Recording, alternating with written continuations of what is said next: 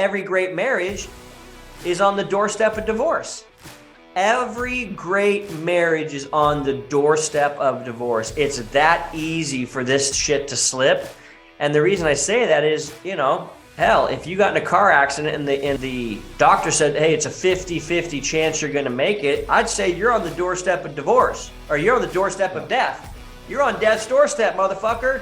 Well, dude, that's the same way with marriage. So I actually really treat it like, fuck, every day I need to show up in a way that I'm proud of. I need to become the most attractive version of me for me. And then that way I change the frame from being the interviewee saying, oh, please have sex with me. Oh, please love me. Please validate me, to the interviewer. Hey, I understand something because I put the work in. The reason I'm so confident is because I just look at the work I've done and go, well, I do what I say I'm gonna do every time I say I'm gonna do it without fail.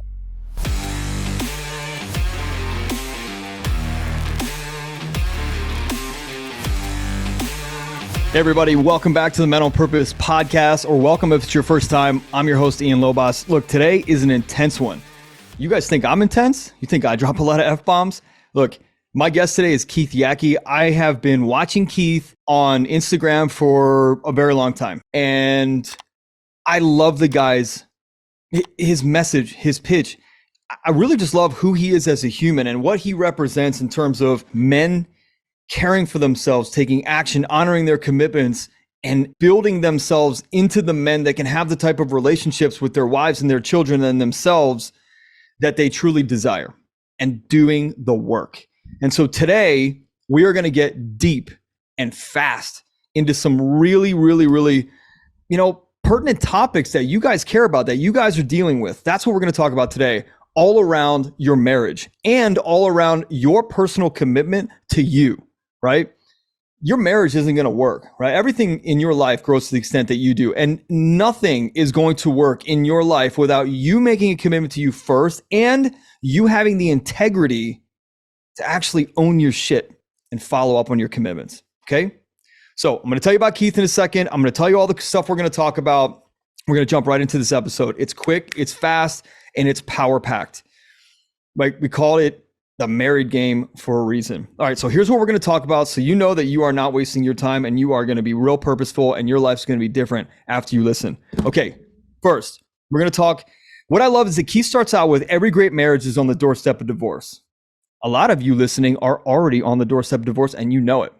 What he's talking about is that you're a few steps away from divorce and you might not know it, because your communication is just shot. So we're going to talk about communication, attraction. We're going to talk about going all in on you, integrity, commitments, winning formulas, supporting yourself, cheering for yourself, being your biggest cheerleader, keeping your bitch voice at bay, becoming a 10 in everything you do, learning the skill of discipline, making decisions not out of desperation. We're going to talk about de-emasculating behavior, people pleasing, attractive versus unattractive things, the vicious cycle of pleasing your wife, and going into that whole like a happy wife, happy life bullshit theory that somebody very dumb came up with. We're going to be talking about self-love, self-care, becoming the best version of you. Like, when are you actually going to get tired of being you and actually step up and make the decisions for your life that you know you're capable of making? You might just not know the formula to do it. You might not have a structure and systems and support to do it. Well, guys like Keith and I, we've got that for you. If you need it, you got to take action. You have to self-advocate. It's another thing we're going to talk about, self-advocation. We're going to talk about resentment and regret of our spouses and the shit that we put them through, and how they can move through that and accept us for who we are now when we strip away all the shit that wasn't us, that childlike behavior, that fear-based mentality that we have, that guy, how our wives can actually learn to love the real authentic version of us, because frankly, that's who they married. They knew us. My wife knew the authentic version of me. I didn't, right? We're going to talk about doing versus being, busy, and so much more. Habits, mindset, skills, being a high-level man. That's what we're going to do today. Let me give you a quick bio on Keith. Let's rock and roll. So Keith Yackey is the founder and creator of Married Game. And when his wife left him 5 years ago, he realized that he was the problem. Guys, take note. Write this down. First thing, you're the problem. Guaranteed, you're the problem. And his wife was no longer attracted to him. And since getting her back, which he did, which is awesome, Keith has dedicated his life to teaching men how to get their wives to want to have sex with them again by doing one simple thing, becoming the most attractive version of themselves. And we're not talking about just in physical form. We're talking about in all aspects. Okay? You need more help? You need more information? menonpurpose.net is your headquarters for everything Men on Purpose. All of our coaching's there, our freebies. We've got like 6 up now, free. Just take it. Take the podcast is free. Take the MOP community. Make sure you join that. We've got like 25 guys a day joining that now. That's free. We've got 6 free giveaways just to help you get started. Or even if you're at a certain level with your growth and development, maybe we've got something that can trigger something else, a higher level growth in you. You got to self-advocate for that. Okay. menonpurpose.net is where you can find everything. We've got retreats coming up. We've got coaching. We've got our masterminds that are wide open. You can join at any time. They're not cohort based anymore. You literally join at any time and get 12 weeks of power packed exercises, videos, and multiple group coaching a week. Oh man, it's fire. Anyway, let's get into this episode. Thank you for being a part of this thing. Enjoy. Thank you for joining me today, man. It is honestly an honor for me because, like I told you before we started, there's very little content that I consume. And not that I don't consume content, I'm very purposeful with the content I consume. And in terms of guys that I'm watching as a model, I'm very specific and I want to know that your audio matches your video and that you've done the shit that you're talking about and done it. Not like done it once, like done it over and over again. And so it's honestly such a pleasure to have you here because I've been watching you for quite a long time and I'm so appreciative of your story and the way that you share it and your aggressiveness and your abrasiveness like me and like F-bombs and just the way that you take a stand for men to get their shit together and be the man that their wife needs them to be. Like, I love that because that's my story too. And that's how I started this company. And it's how you started yours. And yeah, it's such an honor to have you on my screen right now. Yeah, well, it's an honor to be here. Anytime anybody wants to listen to what I have to say, I like talking about it. And the reason, probably the same for you, is, dude, if I knew this shit before, my wife wouldn't have left me, and there was a lot of pain that I put her and myself through. Yeah. And when I hear guys talk about marriage and I just go, oh shit, you're just about done for there, buddy, because listen, you're not thinking straight. I wasn't thinking straight. And so I call what I do the gospel of married game because it literally feels that fiery in my soul. It's like, hey, whoa, wait a second. The real issue is 80% of divorces don't have to happen. Yeah. They're usually about sex or money or something about connectivity and intimacy. And so, hey, some people get married young, they make a bad decision, or hey, some guy probably, says yes to the first girl that will suck his dick. And he realizes, oh, damn, dude, she's actually a bitch, but she's the only girl that will have sex with me. So like, there's some of those where you just go, hey, man. Yeah.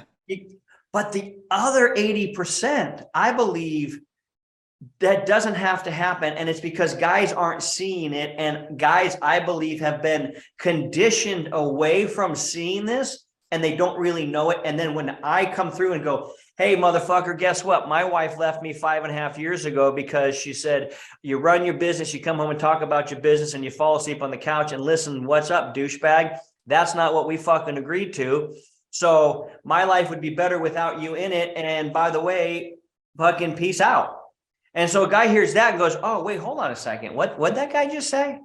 And then I go, all right, dude, listen, that took me on the journey to realize when the light bulb went on, oh, fuck, I'm the problem. Shit, I'm the problem. And I actually believe now that 95% of intimacy issues with men and women, 95% of the time, it's the guy's problem. He is the problem. And it's like, oh, well, shit, Keith's beating up on guys. No, because I've also recognized that if you're the problem, you're the solution. So I'm like, oh shit. So the light bulb went on for me. And I realized, oh my God, I'm the reason that she packed up the U-Haul and her and my 2-year-old daughter moved and got away from me. Not because I had hurt them, not because I had cheated, not because I had done any of that, but I was not the man that I said I would be. I was not the man that she got together with in the beginning. I had slipped and my standards had dropped so low that she was like, I'm just not even attracted to you anymore. Even though she didn't say that word, she said the word like, I love you, but I'm not in love with you. and that types of things. Like they don't say I'm not attracted to you. That would break and crush your little ego. What's up, guys? I'm so sorry to interrupt the episode. I just need 1 minute to share with you all the new and exciting, amazing stuff we've got created here at Men on Purpose. First of all, thank you for listening to the podcast and supporting the movement we're creating for all the men of the world. Next, you've got to check out our new website, menonpurpose.net, where you'll find all kinds of cool stuff, including links to our podcast and the free Men on Purpose community. You're also going to find our new free purpose-driven formula mini course and ebook, and links to all of our new coaching programs and products. Look, I've had so many of you ask me where to get started with your personal growth journey or where you can go to level up. So I put this thing together, this free ebook and mini course, and we're going to be talking about and coaching you through a really light version of our purpose-driven formula, which is our foundational formula. And for those of you who are ready now, we got you. Listen up, whether it's becoming the best husband, being the best dad, quitting that job that doesn't serve you, or just understanding how to put you first, we've got what you need to align with your authentic self and find that true fulfillment and live a life with no regrets. Look, we're helping men with structure, support, and sustainability. That's what you've asked for, and that's what we deliver. As we lead you through proven and tested curriculum that focuses on formulas to help you get farther faster. So make sure you go to menonpurpose.net, click the button to download our free, powerful, purpose-driven formula mini course and ebook. And while you're there, make sure you check out some of our amazing products designed to help you find your purpose, stop self-sabotage, and dial in your mindset, skills, and habits to evolve into the best version of you. Why? Because we want you to live and have the best life possible. No regrets. So, mentalpurpose.net, let's get back to the episode. Listen, here's the other thing. I believe that every great marriage is on the doorstep of divorce. Every great marriage is on the doorstep of divorce. It's that easy for this shit to slip. And the reason I say that is, hell, if you got in a car accident and the doctor said, hey, it's a 50-50 chance you're going to make it, I'd say you're on the doorstep of divorce, or you're on the doorstep of death. You're on death's doorstep, motherfucker. Well, dude, that's the same way with marriage. So I actually really treat it like, fuck, every day I need to show up in a way that I'm proud of. I need to become the most attractive version of me for me. And then that way I change the frame from being the interviewee saying, oh, please have sex with me. Oh, please love me. Please validate me, to the interviewer. Hey, I understand something because I put the work in. The reason I'm so confident is because I just look at the work I've done and go, well, I do what I say I'm going to do every time I say I'm going to do it without fail. All right. Well, that's why I feel so confident in myself, because every time I say I'm going to do something, I actually fucking do it. And I know that 99% of men don't, even though they say my word is my bond, all that type of shit. It's not. Yeah.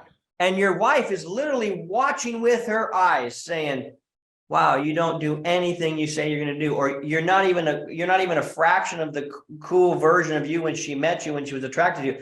So my story is that my wife lost attraction for me because I had dropped the ball in so many areas. And then I realized, well, shit, dude, I'm about ready to go through my second divorce here. There's only one common denominator here, and it's me. And the light bulb went on. It was like as if a light switch went on. I realized, damn, I'm at fault. So I'm glad I got her back within 6 months. I got her back, which kind of makes our story a little more unique. Some guys like lose a wife and then they get another wife and like, hey, here's how to be good with that wife. But I got the one that was not attracted. I got her back. And dude, you don't have to look on the internet very far to realize she is a girl that has many options. So, but dude, I became the guy who has many options as well. So that's where that powerful balance fits. So that's the story. Yeah. Man. I fucked it up worse than any of these guys. And then I was able to climb to the top with this beloved of mine and say, dude, we figured out a system that even a fucking idiot like me could figure out. Let's go, dude. Let's get that bedroom sizzling again, baby. Yeah. What's interesting is when you say got her back and like win her back, there's a lot of work in there. This isn't a doing activity. This is a being activity. I love that you called that out. This is guys, listen up. This is who are you being that caused the result for her to leave and for her to say, I can't do this anymore, and the type of pain that you put into her life. Yeah. And then kudos to you, man. And the guys out there that have done this, which is few and far between, who actually said, you know what?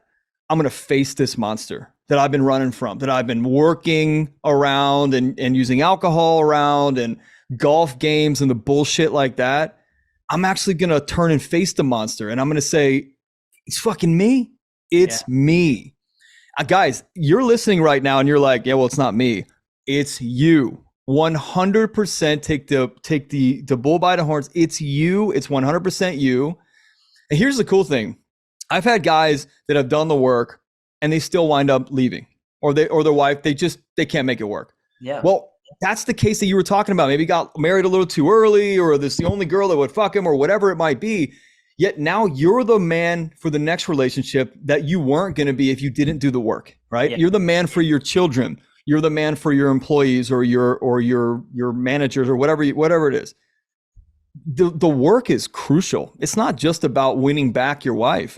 Or getting better sex. There's so much more in there. The sex thing is like the blinking light. Like, hey, you want better sex? You want to win your wife back? Here you go. Yet at the same time, dude, I want you to talk about the other aspects of your life that changed when you decided to work on you and make that commitment to you. Why didn't you do that before? And what were you feeling about you before that wasn't even a possibility or a thought process? Those are three great questions. Let me see if I can hit them. I'll weave them all together. Wait, do it. So I'm going to say something and everybody that's going to listen to it is going to be like, damn it, he's saying that. Nobody's going to like what I'm about ready to say. I don't even like it. I don't like it. I don't fucking like it. But it doesn't matter if I like it. I know it's the only thing that I've found to be actually true. So I have to share it because it's like, you're not going to like this. You're probably going to roll your eye at me and be like, fuck this guy. What a fucking dickhead. You know what I mean? Like this, none of this can possibly be true. And the only answer that I found was I had to eventually ask myself the question, am I willing to go all in on me? Like literally all in on me and become a person of discipline. So I started calling myself the most disciplined man I know. I'm the most disciplined man I know. And I came to realize that I never loved myself. I never trusted myself. I never really truly believed in myself. I did only to a certain extent for validation of others, as opposed to saying, no, hold on a second. Stop. Do you even like you? Do you trust you? Do you believe in you? And the only way I actually found that, I did the 75 hard program and I did the 75 days and it lights you absolutely on fire. Like you can't even believe the person you become on that program. Like you can't believe it. Have you done it? No, I haven't done it. It's something you finally meet that man that you always dreamt, wondering if you could ever become him. And so when you ask, hey, what other thing changed in your life? I realized there's two very important things that, first of all, you have to, if you don't ever learn the skill of discipline, and it's a learnable skill, it's a muscle that you can work out. Maybe you're starting with 5-pound dumbbells right now with your discipline muscle, but eventually you'll be curling 50s and looking like you got some big old Hulk maniac arms. All right. But right now, just start curling those 5s, baby. And what that simply means is I learned the core belief of discipline is I do what I say I'm going to do every time I say I'm going to do it, when I say I'm going to do it, without fault.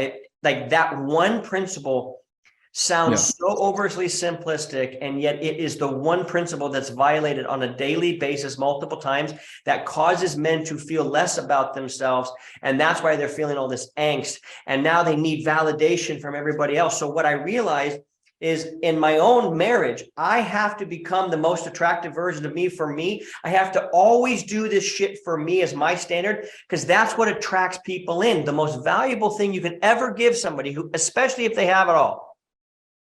And women who are 10s, like legit dime pieces, 8s, 9s, and 10s have been, they don't really lack for much. They have every opportunity in our society.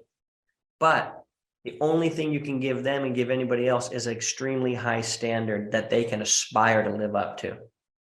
That doesn't take money. That doesn't take having a cool car. It doesn't take any of that. It takes, what is your commitment level to bettering who you are for you? And so what happens is most men are really seeking validation from their wife because they've never been able to give it to themselves. They've never been able to go, I'm super comfortable. I prefer to be alone because I love hanging with greatness.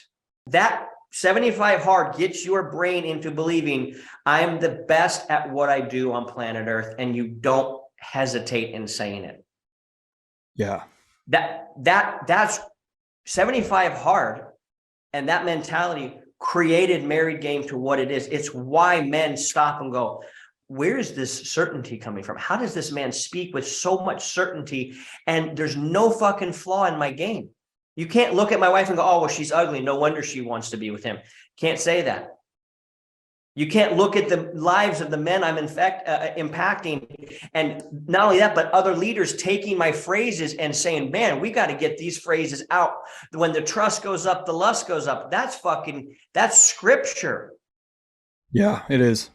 So it affected everything in my life to go, I'm going to be radically fucking accountable in every area of my life. And if I'm not a 10 out of 10 on every fucking area of my life, then I need to shut the fuck up and get to work to become that, or else I don't deserve to be talking about shit. Yeah. And it makes perfect sense. Once you do it, then you become really lighthearted and go, I can talk all day about this because I do know I'm the best at this because I don't have a flaw in my game. And when I do fuck up, which I did this last weekend, my wife and I sit down and talk, and I go, wow, you're absolutely right, man. I didn't consider this, there's the other thing, man. I really need to consider that. Thank you for bringing that to my attention. And we can move about life. Yeah. I mean, dude, I cut a reel last week or the week before that said, it's whatever it takes. It's literally whatever it takes. When you make that commitment to yourself first, your marriage, your children, your body, your intake of food, your output of energy, whatever it might be, it's whatever it takes. Now, those of us that are a little bit more obsessive than others, it might be a little bit easier. Yet it's not that easy because it's still pain that you're going to go through. Yeah. I love the analogy with 75 hard. I'm now going to put myself in that position because it sounds amazing. Like that's the next level of discipline. And you have to have that because the more you can push yourself into that discipline, the more you can push yourself into shit you don't like. And when the world pushes on you with shit you don't like and makes you uncomfortable, you're so fucking secure inside that you got you. Like you got you to the nth fucking degree. And when you got that, the world can't touch you. Like people say to me all the time, how do you have the type of like positioning and confidence in what you say and speak about? Is it anger? And it's like, no, dude, it's clarity. It's real fucking clarity knowing that this formula works. It just does. I teach my daughter, my 7-year-old daughter, the same thing. The world's going to push on you. The more that you can understand yourself inside and self-soothe and take care of you, the less the world has an effect on you. That's just it. It's that simple. And it comes from exactly what you talked about. Fucking caring for yourself and saying, I'm going to go get this and doing whatever the fuck it takes to get that. It happens that your marriage is the result of the work you put in and the commitment you made to you, right? That's a result. Yeah, exactly. Dude, we have a statement that I've been throwing around here in the last little bit that, exposure is the gateway to expansion. And exposing yourself often and voluntarily, exposing yourself to things that are uncomfortable. It's why I do 5-minute cold plunges in an ice bath every other day, simply to keep sweeping, just to keep sweeping that bitch voice back outside. That bitch voice wants to crawl right back under the door like the dust, and you got to keep sweeping that. Dude, your mental strength and stamina falls out of your ears when you sleep, and it falls out of everybody's ears when they sleep. So get the fuck up and do some sort of routine, 4 minutes, 5 minutes, 8 minutes, doesn't matter, to be able to get back in your power and go, wait, I'm choosing what I'm doing this day. I'm going to fucking create something. All the world has a demand, but not on me, because I'm not a fucking slave to any of them. You get to a point, and there will be few men that are listening to this that will understand this. And I want you to understand that I didn't understand this for the longest time. And I would think what an arrogant asshole that he thinks he could say that. But here's the statement. But there will be a few men that will listen to this and go, I felt that before. And what I'm about ready to tell you, I don't feel all the time, but when I feel empowered and I'm incongruent and my audio, my visual lines up and I really am, there's no fucking wax, it's pure, it's real, then it's this statement. Thank God I got Keith Yackey on my team. Yes. Fucking thank God. Dude, what's going on? Well, that's okay. We got Keith Yackey on our team. Right. I believe that because I followed 7 simple steps for 75 days and didn't deviate or modify or listen to the fucking, how do I take the shortcut voice? And I became an absolute fucking animal that is no longer afraid of any other animal on the savannah. None, not intimidated, honored. Thank you. Well done. Thank you for the compliments. I appreciate it. Radically unnecessary, but I do appreciate them. I'm already cheering so fucking loud in my head for myself right now. It's ridiculous, dude. So that level of confidence only comes from a guy that literally says, I don't give a fuck about football. I don't care about even my best friend's business or what anybody else is doing. I'm going to stare myself naked ass right in front of the mirror and go, all right, motherfucker, what's real? Where are you at really right now? Dude, if a man is not willing to be that honest with himself, your woman will be, in the sense of her actions will be like, see you later, motherfucker. Yeah. Dude, the 80-20 rule that you talked about. What's that? Sorry, go ahead. Go ahead. No, you asked a question. I want to hear it. Yeah. The 80-20 rule that you talked about in terms of divorces. I think the same thing. And I've got a bunch of attorney buddies that think differently. And I go, well, that because you capitalize on it, you make money on it. Of course, you need divorces to happen. You don't want guys doing the work on them to save their marriage. Aside from the agenda-sized people out there, you're totally right. I just want to go back to that for a second. There is a conversation I have with a lot of guys, which is there's a probable and an inevitable scenario that's playing out in your future, whether you make some changes or not. There is a result that will happen, right? The probable result is that your wife will stay with you and you'll have this miserable, stale, bullshit marriage where you have separate beds in 10 years and you might take vacations, but both of you are fat and you haven't had sex in a decade, like that kind of thing, right? You don't talk to each other. You glaze the surface of shit. You talk about the kids and your job and what needs to happen at the house and the vacation you want to take in 6 months. And other than that, that's all you got as far as connection because you don't even know anything about yourself. And that's probable. Maybe that's even inevitable. What's probable is a divorce will happen. And in that divorce, there's anger and resentment and shit builds. And then all of a sudden you become the guy whose wife's a bitch. She's a cunt. She's this. Fuck her. Fuck women. And then you have set your life up, your legacy up. Your children are watching other men that look up to you, which by the way, guys, there are guys that look up to you, whether you look up to yourself or not. And those guys watch you make these choices that are so non-serving because all they're doing is playing to that little kid inside. So, dude, I think those odds are even higher for the guys that don't do the work and the divorce just happens. It's like, it's almost inevitable if you don't do the work. Well, let's just say it's probable. Yeah, and what's sad, go ahead. There's another thing to it too, is most people don't do things if they don't feel like their life depends on it. So it's not as painful enough for them to move. But I have reframed that in my brain as I need to act as if the quality of my life depends on it. Because the quality of your life does depend on it. You know, I can look in this camera right now and say with all certainty and confidence that if a guy is willing to fight for his relationship and become the greatest version of himself, he will make a decision by being empowered, not disempowered and desperate. Most men don't understand their wife, and so they are making decisions out of desperation and being radically disempowered.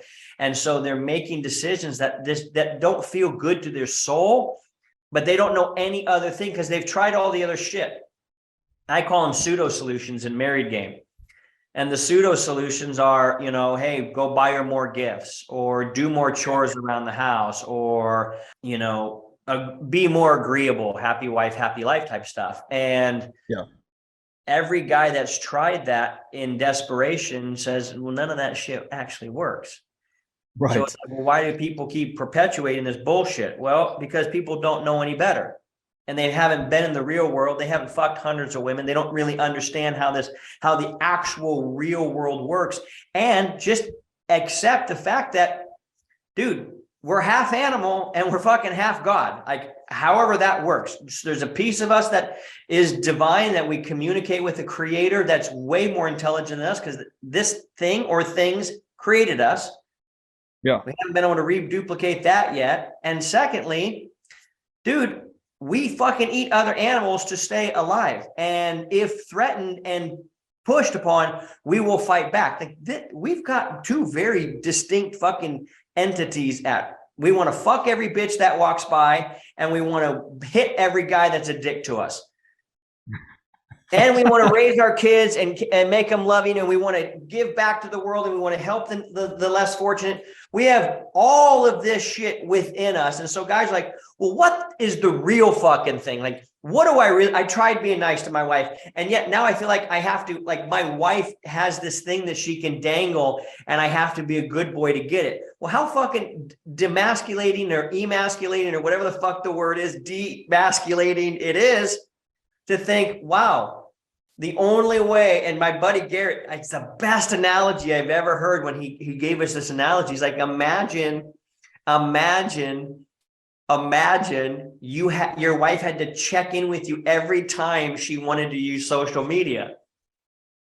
And you're like, I'm not really in the mood for social media right now.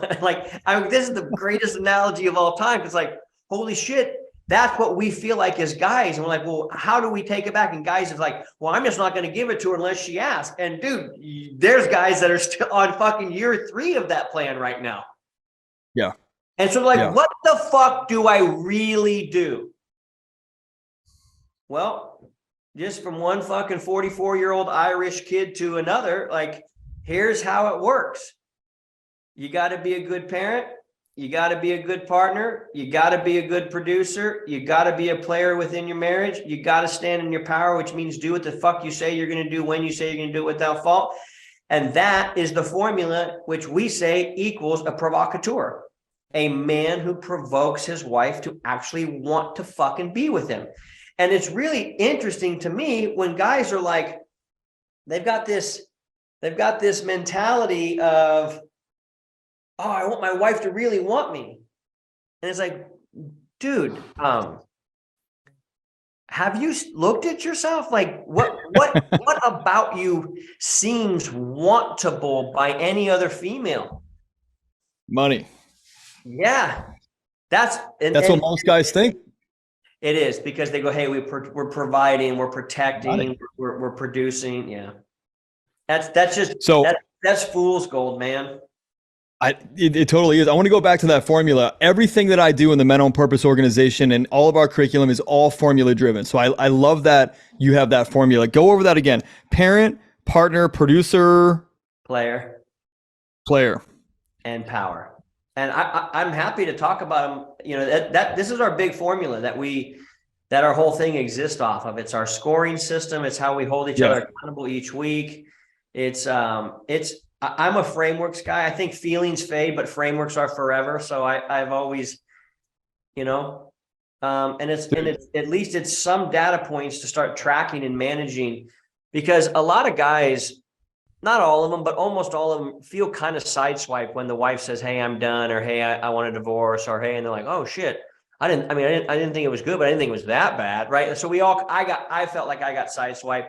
That's because women speak covertly, whereas men speak overtly. Like, most wives aren't like, hey, fucker, you either figure this out or I'm out in 6 months. They don't usually say that, but they'll just be like, wow, I'm not connected, and I love you, but I'm not really in love with you. And, and then where you go from our soulmate to a roommate, and how do you get back to a roommate to a soulmate? And so it's so confusing, these guys. So we just broke it down to 5 simple dials that if you nail these fucking dials, it's impossible for your wife to not be attracted to you. Now, I want to set the context for that statement, because that seems like, well, how can that fucking be true? Yeah. All right. Couple of conditions have to be set up for that statement to be true. Number 1, she had to be into you in the first place. Almost every guy I talk to, and any guy that joins Married Game and has me help coach him and all that good fun stuff, My question is, was she into in the beginning? Oh yeah, we were fucking like rabbits, it was rock star, before kids. And okay, they set the scenario and they go, all right, we get it. So you were her type at one time. All right, I need to know that. Even if you weren't so much, but she agreed to be married with you at one point in time, I think not only can you get it back, but you can make it even better. So they've got to have been into them at one point in time. The second piece of information that is very vital to know, and I want your listeners to really get this, is her hard wiring. Woman's hard wiring finds certain things attractive and find other things unattractive. The same way for us as men. Okay? There's things that are unattractive and there's things that are radically attractive. Body shapes, breast size, ass tightness, personality, whether it's submissive or there's a lot of things that make us as men go, okay, I'm in. Well, same thing for women. So the beautiful thing when I say if you're the problem, you're the solution, is because you can actually change you. But it's not just, I hope we get her back. I don't hope. I'm not hoping that my process works for you. I'm 100% confident it will work for you because I know the wiring of a woman. When you stopped doing attractive things and started doing unattractive things, her wiring mechanically within her just started losing attraction to you without her even knowing it consciously. So I've seen that happen 1,000 times, but the opposite is also true. When you start to do attractive things and you stop doing unattractive things, that wiring causes her to start being attracted to you again without her even consciously saying, okay, I'm going to be attracted to this guy. She's like, oh, what the fuck? What am I feeling? I've had over 200 guys come through our program where I've worked with them on this type of basis. Yeah. And the story is always the same. The scenario is always the same. The outcome is always the same.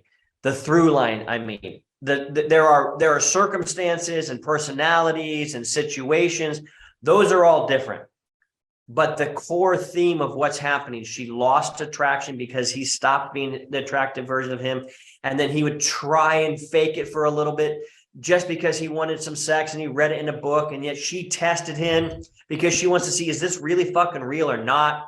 And then she realized it's not real. He just read something on page 40 of their book and he was trying it out because guys love to try this one last ditch effort. And then if they ask for sex and then get rejected, they become pouty little bitches and all passive aggressive.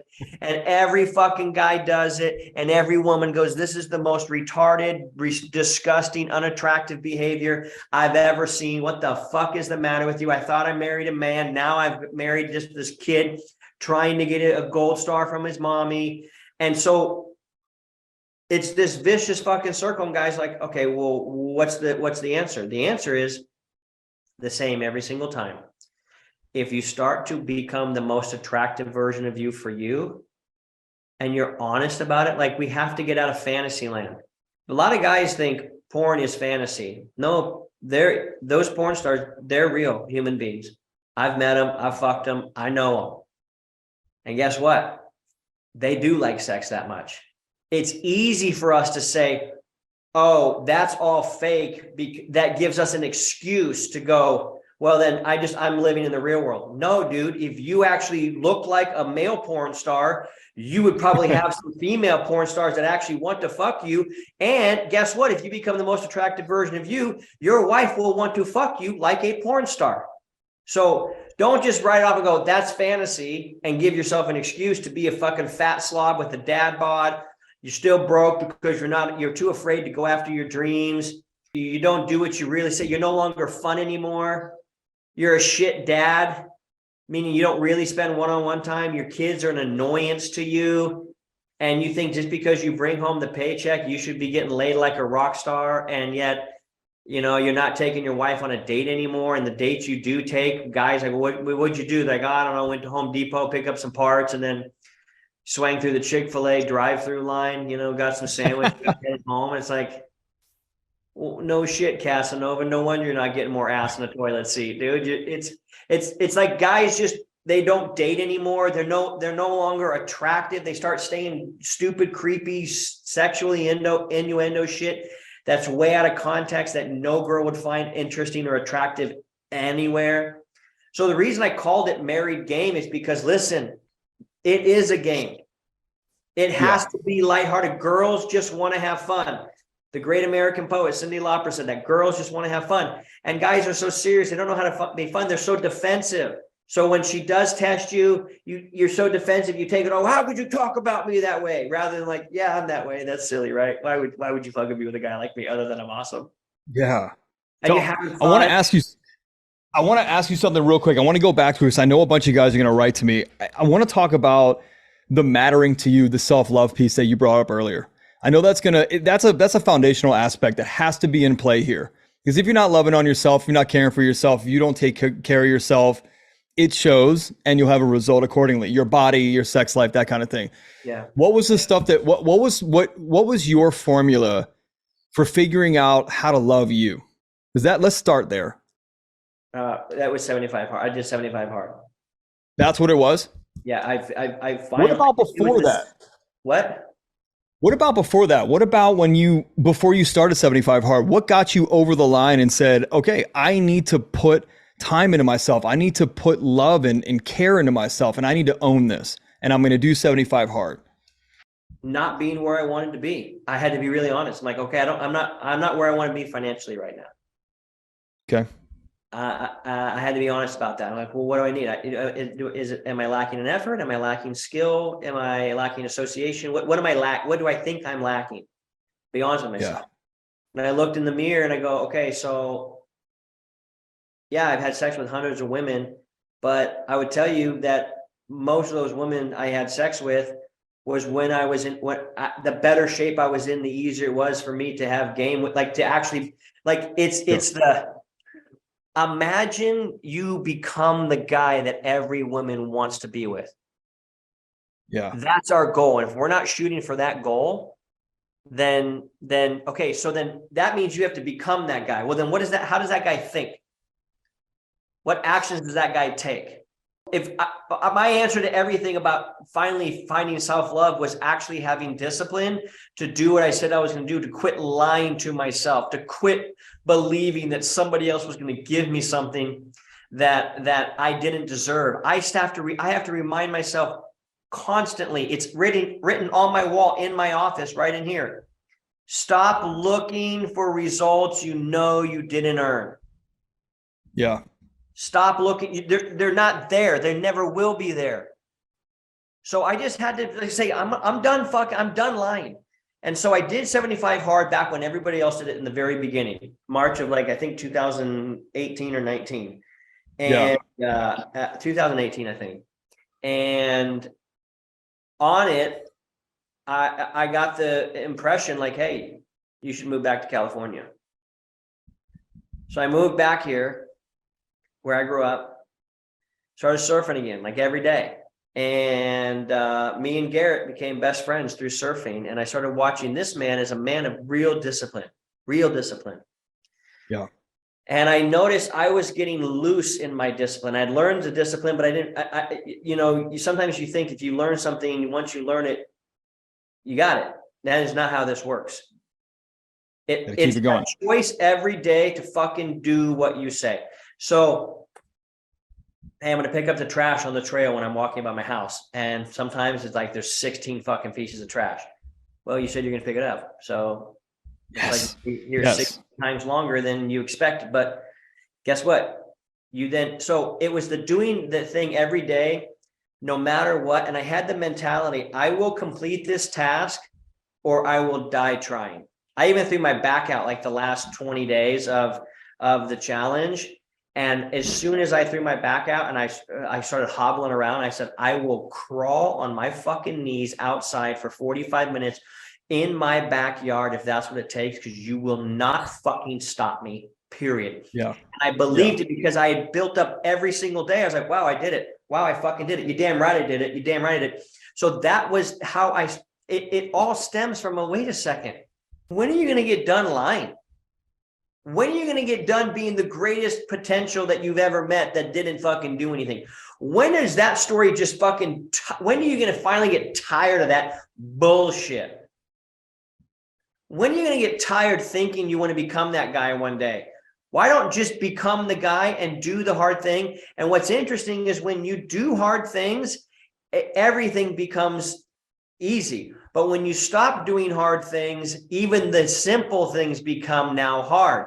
And it's a horrible way to fucking go through life. And so what people keep thinking, and what I thought success was that I would somehow arrive at this spot and go, ooh, finally, fuck. Oh, good thing I don't want to do that shit anymore. Oh, aren't I glad I paid my dues? Not realizing that, oh my God, actually getting to the point where you're like, oh my God, I'm here. You go, I loved who I became in this. I love that I'm the guy. I love that I'm the guy that if I say I'm going to do it, I believe it so deeply in my soul it's going to happen that your doubt in me is literally radically irrelevant, just radically irrelevant. I never used to think that. People would think, were you born that way? I was born with some confidence. I was a good athlete growing up. I did some cool things. I was good at making money for, maybe younger than some people were. And I got into some cool things and there was some cool shit. But ultimately, none of that fucking mattered until I woke up every single day, looked in the mirror and go, yeah, you did what you said you were going to do, motherfucker. You didn't break your word. And now everything in my life is radically manageable, radically exhilarating. And there's days when I just want to go, fuck all, fuck you, fuck everybody. And that's when I smile the biggest and go, oh, the shit I'm going to learn about myself today by still showing up and doing what I said I'm going to do. Oh, I'm going to learn something about me more to love. I'm going to make myself fucking proud. And this is going to get really exciting. And then you start playing to the one fucking person audience in your head. Not God, not your wife, not the internet, fucking nobody but you. Yeah. You. And then you go, oh, that's a fucking leader. That's a leader. And that's when my leadership started to become known. Yeah. When people see who I hang out with or who comes onto my shows, these are my friends. These aren't guests. I'm saying, hey, I hope you can come down and do this. They're like, hey, man, I don't want to come on your podcast. I'm like, fucking, yeah, you got a great relationship. Come on down. We'll throw you on. Let's go. Let's fucking mix it up. That's how you become a real leader. You can't fucking fake it. Nobody follows a fucking faker for very long. Yeah, for very long. They do it first until they figure out that you're not who you say you are. Okay. I know you got to jump in 10. Last thing, dude, there's so much shit I want to talk to you about. So much shit. Two things. One is the self-support, self-celebration. And I heard you talk about it earlier. You just mentioned it. I made a commitment last year. I was listening to, Metal, right? METAL. Yeah. Here in LA. So I was listening to Dave Asbury talk, and he said, don't torture yourself. Don't start with a 10-minute ice bath. Just take a shower and then at the end for 30 seconds, turn it on cold and work yourself up from there. And I thought, thank you, Dave, for giving me a place to start. Thank you. And the one thing he said was, make sure you tell yourself how proud you are of you when you get done. So, December 31st, last year, like 2021, I took this shower, turned it on cold, rolled in a minute. And then, man, I hugged myself and I started tearing up. And I'm like, you fucking did that. And every single shower for the entire year, my wife's like, what are you cheering about whenever you get done a shower? And I said, I'm fucking celebrating me and my commitment to me. And I'm reinforcing the fuck out of it that when I say I'm going to do it, I do it. And dude, it is powerhouse. And I don't care what it is. Cold shower, not eating the shit you say you shouldn't eat anymore, telling your wife you love her, grabbing her hand and saying, hey, everything's going to be okay. Would you like to talk about something? Just those little things and reinforcing them inside. It's so powerhouse. What do you do to self-celebrate? Do you do like a pat, a hug, a fist pump? What do you do? I'm a loud motherfucker. And so one of our cheers for the Ascend Brotherhood, and we do it in Married Game, But my best friend and I, we surf a lot. So whenever we're about ready to drop in on a wave, we yell, yeah, you, yeah, you, yeah, you. And it's just, you know, if you can't be the leader, be the cheerleader. And we found that the best leaders are the biggest cheerleaders. So we just said, okay, cool. For me, I yell, yeah, you. I tell yeah, you to me, and I say, yeah, me. So I was working on dips. I wanted to get my dips to build up, and I did 16. Like, wow, I haven't been able to do 16 dips like ever in my life. And so in the full gym, Lifetime Fitness, Laguna Niguel, I'm like this. Woo! Well done, Yackey. Well fucking done, Yackey. That was for me. Yeah. Me. Yes. So yes. that's what I do. I do it after my 5-minute cold showers. I do cold showers, or I do cold plunge in my backyard at about 50 degrees.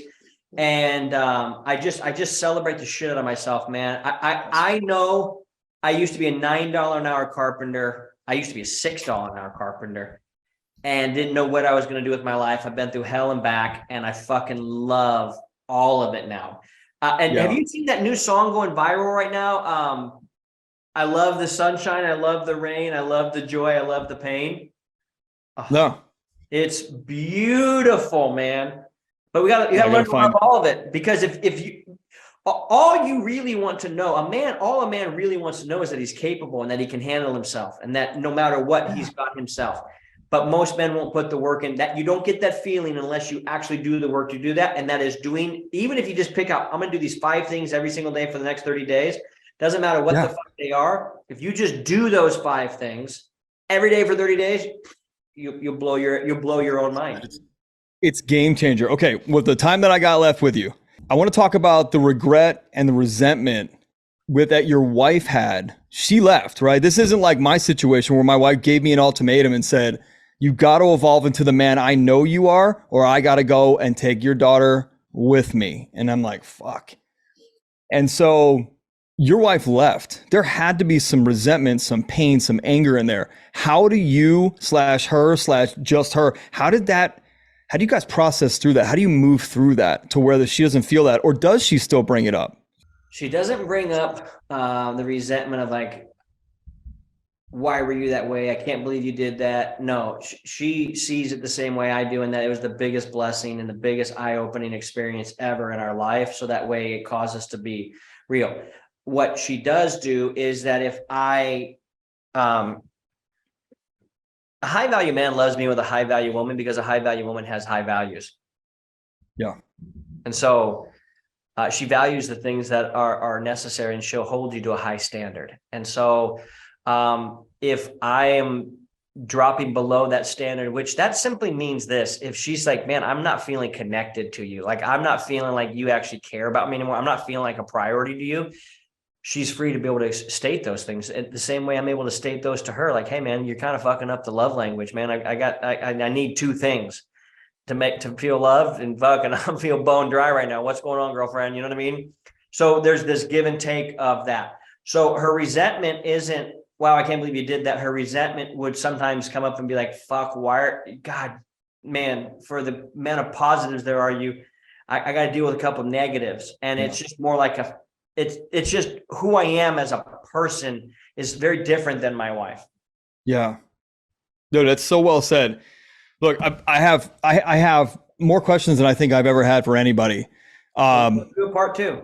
Yeah, I'm going to do a part 15. Because I'm gonna find you in Dana Point, and I want to meet you, dude. I want to be in your orbit and your energy. I'm putting that out there right now to the universe. We live 60 miles from each other. I want to be in that man cave, and I want to get this energy going, dude. So yeah, let's wrap now. We'll do a part 2. Thank you doesn't really explain the level of gratitude that I've got for you right now. It just doesn't. That's not a kiss ass. That's just me being genuine, dude. I love to know that and I've been watching Garrett for a very long time. Like, I love to know that there are men out there that said, enough's enough. I'm going to make a change, and fucking stuck with it. And then turned around and put out 1,000 hands to help other dudes up, man. That I celebrate from inside the club. You know, I just celebrate all the guys that are doing that. So thank you for being here. Thanks for doing what you're doing. Thanks for making that commitment to you. Thanks for making the commitment to the world that you're making. Like, bro, you are making real impact on the planet, and just by being you. And that's like, oh man, how fucking, you can't get cooler than that. Yeah, man, I'm deeply grateful. I'm deeply grateful that I can take all my fuck ups and just be like, okay, hold on, there's a formula to these fuck ups. Yes.